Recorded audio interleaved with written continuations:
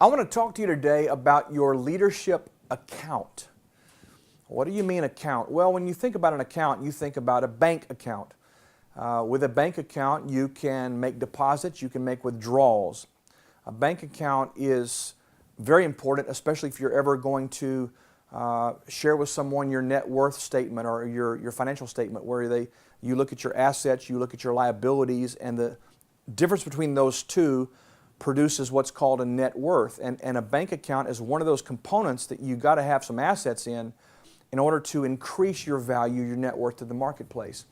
So your leadership account is really about credibility more than anything. Not too long ago, I was talking with my son. My son's 21 years old, great kid, growing in his life, finding his lane, kind of learning how to grow and do life as a grown man and as an adult. And he was considering doing something with some friends of his and actually had made plans to do so. And he asked me, thankfully one day, my opinion about it. I said, son, here's the deal. What you're planning on doing, there's nothing inherently wrong with that. I said, but here's what I want you to consider. As it relates to your leadership, as it relates to how people see you as a leader, you taking a group of guys to go do this for a weekend, does that add value to your leadership account, or does it take value away from your leadership account? Talking about how people see you. Now, you hear me joke sometimes about I don't really care what people say or think about me. We say that tongue in cheek. The truth is, though, your credibility, your leadership account has so much to do with whether or not you can actually help someone, serve someone. You take someone who has great competencies, great skill sets, they're wonderful at what they do, everybody loves them, but their character, their integrity, some of the behavioral choices they make, what have you, don't really align with the integrity, or the talents, the skills, the abilities, and what have you.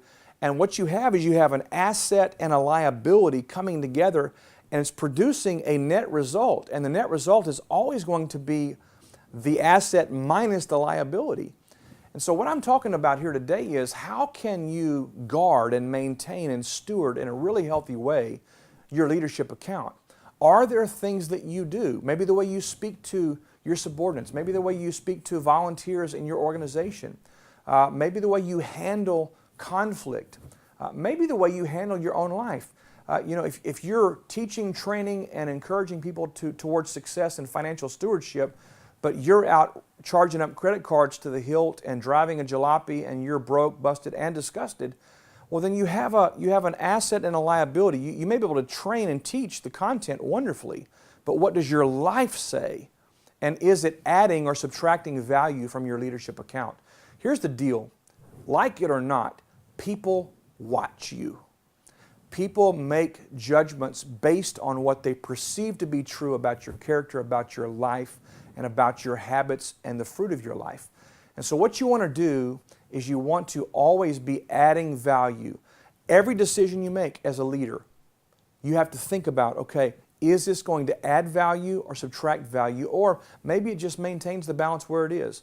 But you have to gauge the significance and the potential consequence of every choice you make on, is this going to grow my leadership potential and capacity, or is it going to take away from my ability to lead and to affect lives and to minister to and be a blessing to people?